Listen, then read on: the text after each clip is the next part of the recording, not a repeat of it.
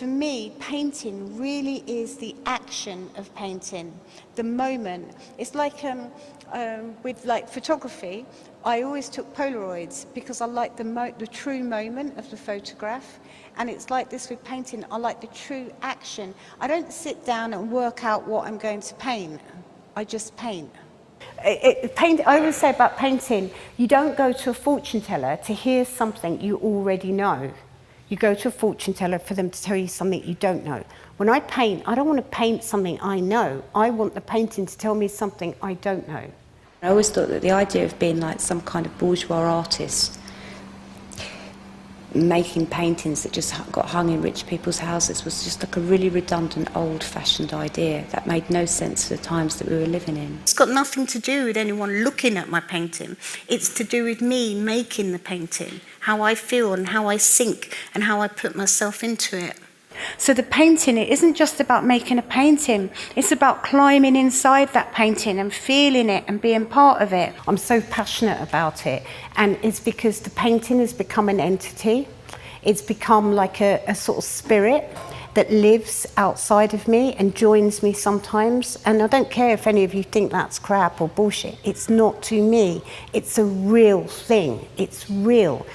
It's like this sort of energy, this ball of energy. And I've always been aware of it, even when I was young, very young. But I ignored it for as long as possible. And I think that's why I didn't paint for a long time, because I was scared of it and afraid of it. Now I'm not afraid of it. And I take it on and I go into the studio, and sometimes it's like going into battle, and other times it's going like into a dance, but it's definitely like a meeting of something. And if the meeting doesn't happen, then I'm not interested. I'll walk away. It's like having a lover. If the lover's not interested, you're not going to hold on to their skirt begging for it, are you? And it's the same with painting. I'm not going to hang on to in my studio going, oh, give me an idea, make me feel like an artist. No, I either am or I'm not. It's that simple. I'm not going to argue with it. It either takes me, whisks me up, makes me feel amazing, makes me feel alive. And But it isn't about slapping a bit of oil paint on a piece of canvas and making a picture. That is not art. There's hundreds of people that can paint pictures of the New Forest that will never be artists. It's impossible. There's picture makers and there's artists. There's writers and there's people who write that are artists. It doesn't matter about the medium. It's something to do with the essence and the integrity in which people do things. Now that I understand what I have, I don't want to abuse it or ruin it. And it's like being powerful. It's like understanding something, understanding science, splitting an atom for the first time. Every time I create something that I love, I understand that I've made something for me.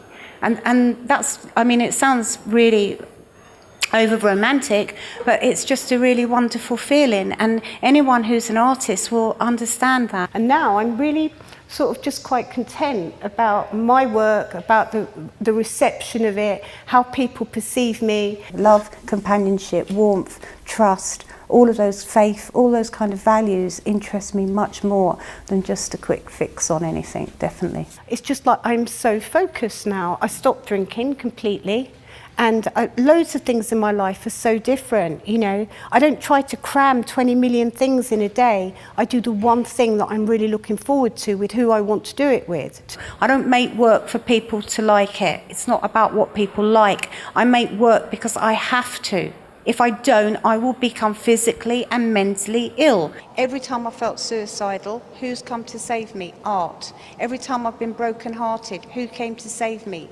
Art. Every time I had a miscarriage or an abortion or something, who came to save me?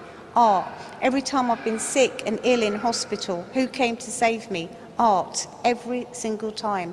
Art has been there for me, not like a safety net, but like the most amazing, wonderful feeling in the whole world. And anybody who wants to be an artist that thinks it's just about being in your garret painting, forget it.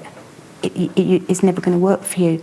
You have to also have your head screwed on and be together. It should make you stop and make you stand still and make you reevaluate and think of every single moment. Everything should flash through your mind for a second.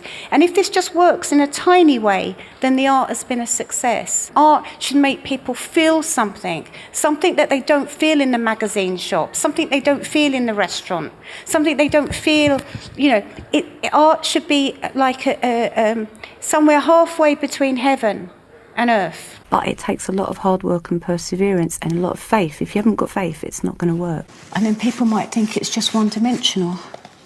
But then a lot of people that do think things are just one-dimensional, they're more one-dimensional themselves. So